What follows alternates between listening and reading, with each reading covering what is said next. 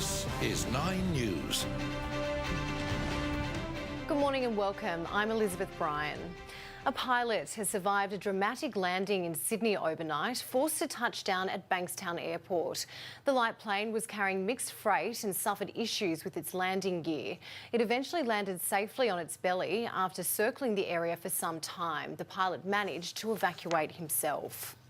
A group of alleged anti-vaccination doctors is under investigation in Melbourne. It's understood at least 3 GPs are currently being looked into amid claims they're helping families to avoid compulsory vaccinations. The probe comes as an explosive video has emerged of one doctor and a colleague claiming to have helped 600 Melbourne families dodge immunisation. Victoria's no jab, no play policy requires children to be fully vaccinated to attend childcare centres. An out-of-control car has slammed into the front of a childcare centre at Brighton Le Sands in Sydney South. The vehicle went straight through the fence at around 6 last night, but luckily didn't reach the building. No children were injured in the accident. However, the female driver was taken to hospital with minor injuries. The High Court will sit in Brisbane today as it begins hearings on the citizenship fiasco, which has swamped federal politics and caught out 5 MPs, including Deputy Prime Minister Barnaby Joyce. Malcolm Turnbull remains very confident the High Court will rule in favour of his 3 coalition colleagues who were granted dual citizenship by descent. Meanwhile, Labor is mounting a last-minute campaign today to convince more young people to sign on to the electoral roll ahead of the postal vote on same-sex marriage. The deadline for enrolments is midnight tonight. The Electoral Commission has already been flooded by young people rushing to get their names on the roll.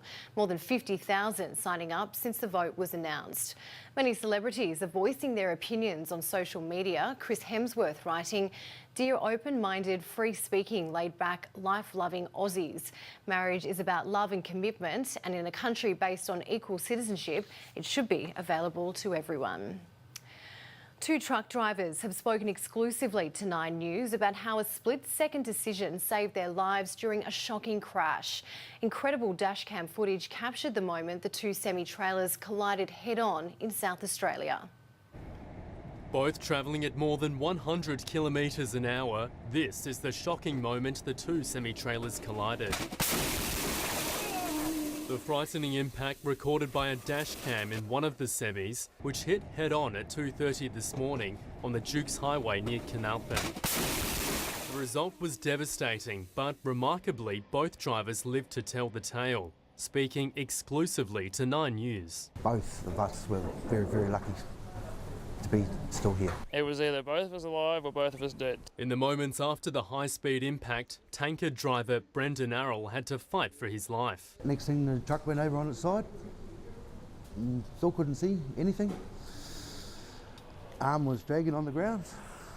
And then all of a sudden it came to a halt, just stopped, and then the bloody thing was on fire. The 43-year-old had to kick his way out of the cabin as flames and leaking fuel surrounded him. I was sitting in diesel, so it was like, I need to get out of here. So just gave the old windscreen a kick and got out of there. This was James Alexander's view. He had a split second to react to the semi, which had strayed into his path. I saw some headlights coming towards me and I hit the brakes, but that wasn't going to work, so I took evasive action. Crews spent the day clearing the highway of the wreckage and thousands of litres of alcohol that had spilled from the tanker.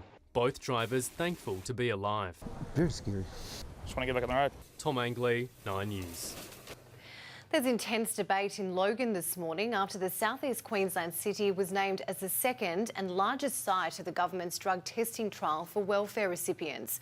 Logan's mayor has slammed the government over a lack of consultation, with concerns the trial will stigmatise certain areas.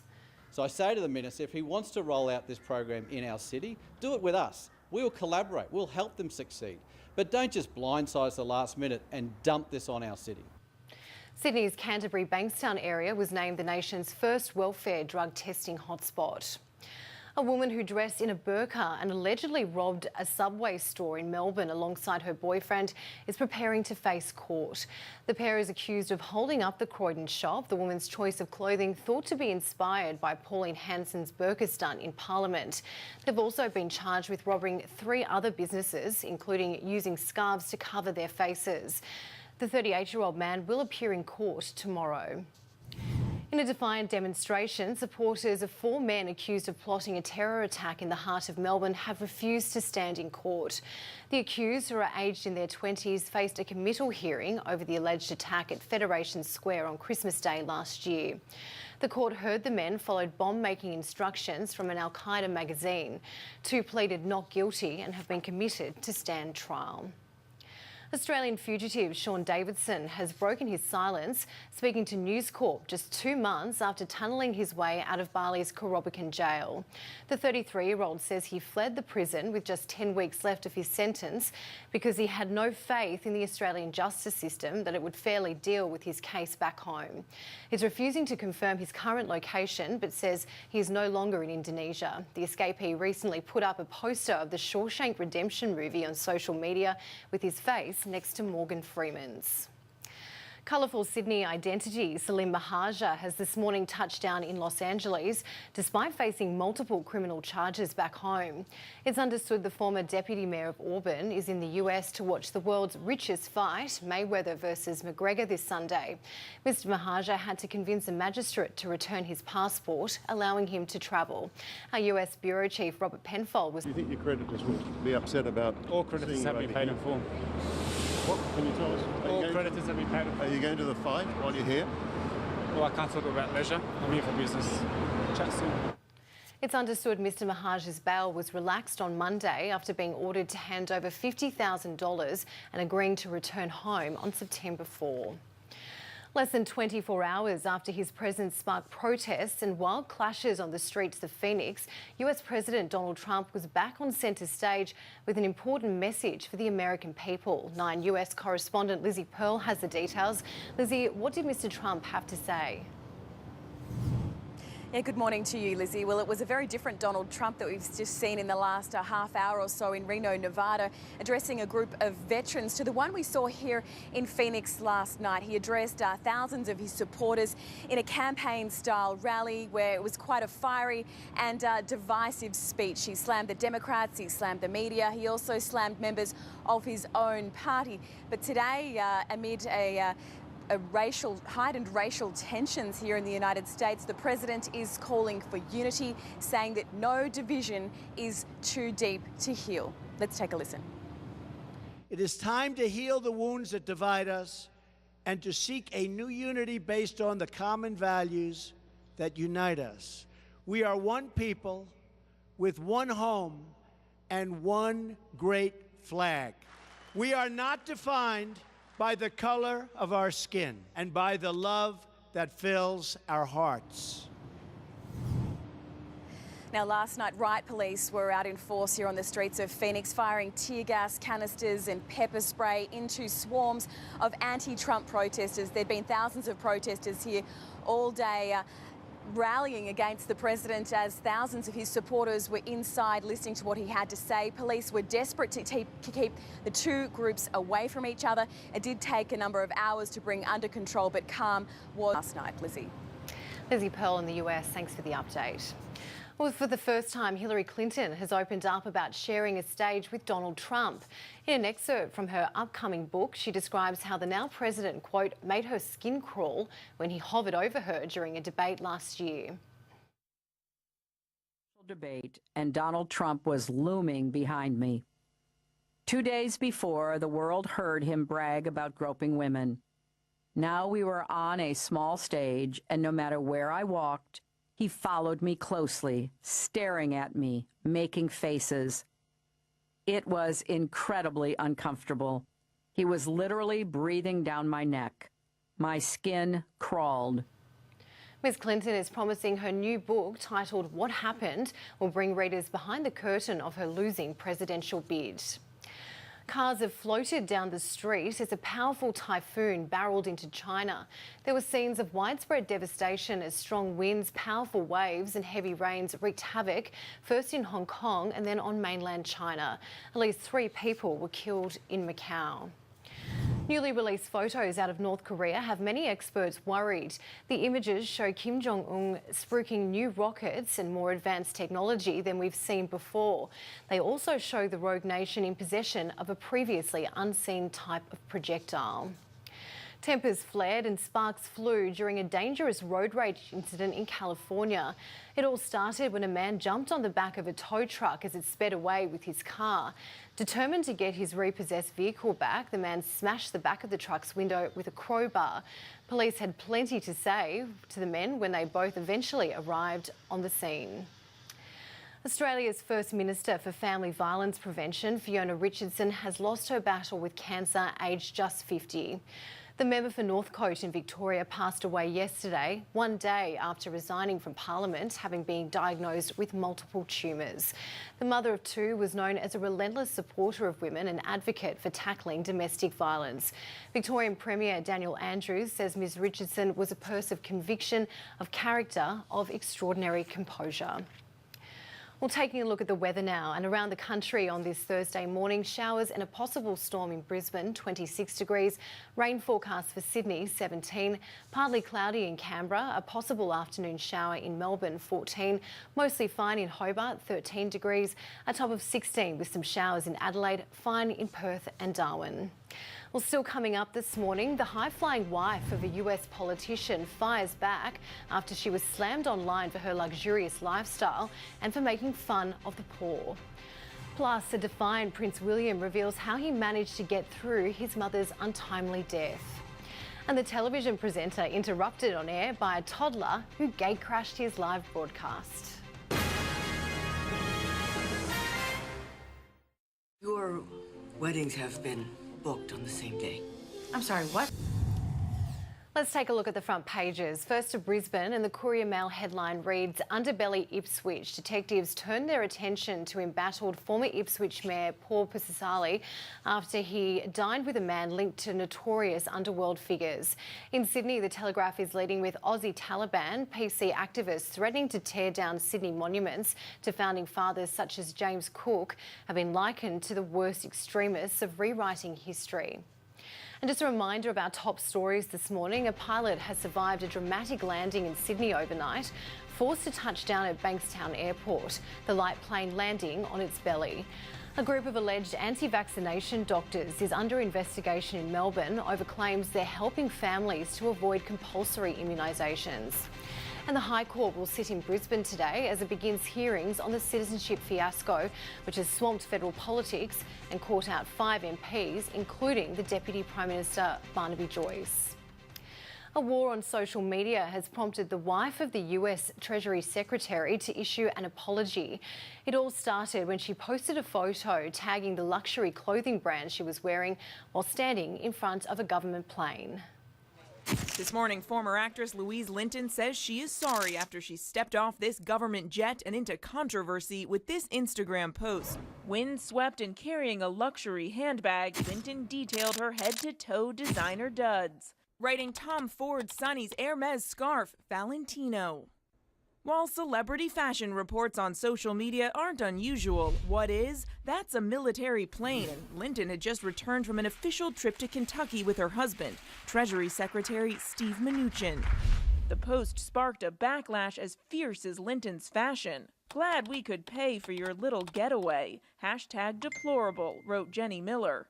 To then be tagging everything she was wearing with all these expensive European designer names just seemed ridiculous. Linton fought back, writing, I'm pretty sure we paid more taxes toward our day trip than you did. Pretty sure the amount we sacrifice per year is a lot more than you'd be willing to sacrifice if the choice was yours. Adding, you're adorably out of touch. Linton is new to politics, leaving behind a career in movies like Cabin Fever and appearances on CSI, when her husband was sworn in as cabinet secretary earlier this year. This morning, Linton has now apologized for both her post and her response, saying it was inappropriate and highly insensitive. Prince William has revealed he was determined not to let his mother's death break him. In a new interview, the royal spoke about the harrowing moments following Diana's tragic death 20 years ago. Live to 9's Tom Steinfeld in London. Tom, we're also learning exactly how Princes William and Harry will commemorate their mother's anniversary. Yeah, that's right, Lizzie. Good morning to you. This will no doubt be a pretty challenging and emotional weekend ahead for Princes William and Harry. And this is really, I guess, a week of reflection for them as well. And once again, we've heard from them today in another interview where they talk quite openly and candidly about the trauma of the loss of their mother, the late Princess Diana. The moment when Prince Charles came in and had to tell them that their mother had tragically died in that crash in Paris. Harry talking about how difficult it was to comprehend it all, his feelings towards the paparazzi, and then also on top of that, them talking about just how challenging it was to walk behind her coffin in that oh-so-public funeral service when so many people came out to show how much Princess Diana meant to them. And Prince William, well, we heard from him about how he basically decided that he had to be strong, try to tough this one out. It really was, as I say, a very candid interview from both of them. Let's have a bit of a listen. When you have something so traumatic as the death of your mother when you're 15, as very sadly many people have experienced, and no one wants to experience, it leaves you, it'll either make or break you. And I wouldn't let it break me. I wanted it to make me. I wanted her to be proud of the person I would become. I didn't want her worried or her legacy to be that, William or Harry were completely and utterly devastated by it, and that all the hard work and all the love and all the energy that she put into us when we were younger would go to waste. And today it's been revealed how Princes William and Harry will mark the 20th anniversary of their mother's passing next week. They will actually head to her memorial garden in Hyde Park along with the Duchess of Cambridge, Kate, as well. She'll be there by their sides as they step out in the public eye for what will be no doubt a very difficult but an important day for them to remember and reflect upon their mother's lives. Yeah, no doubt a very trying time ahead. Tom Steinford in London, thank you. A live television debate about milk turned sour when a junior guest made herself at home inside a studio in the UK. News anchor Alistair Stewart was discussing milk allergies when little Iris climbed onto his desk and stole the show. Upset stomach, constipation, wind, reflux, colic. And you're feeling pretty fit, you're looking pretty fit. What's she like, who's now on the desk? Into the hospital, having that support when weaning to making sure that they were getting the right food was absolutely crucial. And thank you very much indeed, all of you, for coming in. The unfazed journalist keeping his cool, proving there's no point crying over spilt milk. Well, it's time now to check in with Carl and Lisa. Good morning, guys. What's coming up this morning on Today? That guy'd be like the guy from Up. You just would not want to live next door to him. Yes, or maybe even in the same suburb. Hey, Lizzie, huge show today. And we'll have more on how a pilot's skill saved his life as a plane crash landed in Sydney. We reveal which online shopping sites are best for price and service. Our findings could save you thousands of dollars. We report on the older Aussies who are house sharing, proving you're never too old to have fun, if you know what I mean. And it's the TV event of the year. It is. And it is happening this morning. We've promised we are going to deliver. It's unbelievable. Get ready, Australia. Sylvia Jeffries is about to sing. Not far away now, Lizzie. The oh song my that stops goodness, the nation. can't wait for that one. Well, still to come this morning, all the day's sports news. AFL and Richmond make two key re-signings. Kevin Walters opens up on whether he will coach the Titans, and Adelaide United cause a massive upset in the FFA Cup.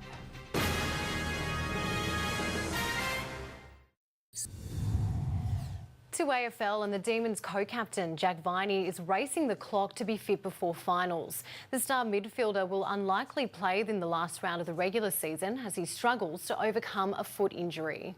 I'm just taking it week by week at the moment, session by session, and hopefully if there's opportunity comes that we get a shot at finals, I'll be fresh and ready to go. Meanwhile, Richmond has locked away two of its stars. Midfielder Kane Lambert and forward Dan Butler have both recommitted to the club for a further 2 years. It's a win for the Tigers, who might struggle to keep Brownlow medal favourite Dustin Martin, who has reportedly been offered $1.5 million over 7 years from North Melbourne. Rugby League, and Kevin Walters has opened up about taking over the vacant Titans coaching role. The Maroons boss ruling himself out of the race for the top job. Walters declaring he's firmly focused on Origin and has no interest in coaching the Gold Coast club for now. I'm contracted next year with the Queensland Rugby League to be the Origin coach. I signed a 3-year deal, and I haven't had any talks whatsoever with the Titans about the possibility of me going there and coaching. That's just non-existent. Tonight, round 25 kicks off with a blockbuster, the Broncos hosting the Eels. That will be live on the 9 network. Football, and it was another cracking night of FFA Cup action in the round of 16. Heidelberg and Sydney United playing out a thriller, both sides scoring in extra time to send it to a penalty shootout. Heidelberg United triumphing 4-3 on spot kicks. Adelaide caused a massive upset, scoring a couple of sensational goals in a 3-0 win over Melbourne victory, while Gold Coast City and South Melbourne also advanced into the quarterfinals with wins. Cricket, and Australia say they are ready for a Bangladesh spin barrage in the opening test, which starts on Sunday. Extreme conditions in Darwin with the wickets, where we made them ridiculously tough to bat on, and guys tested themselves really well during that week. So I think the guys are more than well equipped to handle whatever hopefully comes at us in this first test. Glenn Maxwell also revealing it's taken a while to acclimatise over in Dhaka. The all-rounder suffered heat stroke in the opening training session. Well, stay with us on 9's early edition. All the weather details are coming up right after the break.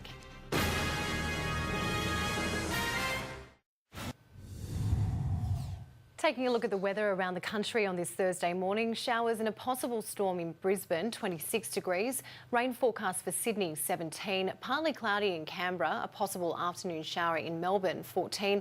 A top of 16 with some showers in Adelaide. Fine in Perth and Darwin. Tomorrow will be partly cloudy in Brisbane, 23 degrees. A possible shower in Sydney, 18. Early frost and fog in Canberra, a top of 15 degrees. Cloudy in Melbourne, overcast in Adelaide and fine in Perth. Well, that's all from me this morning. It's now time to join Carl and Lisa for today.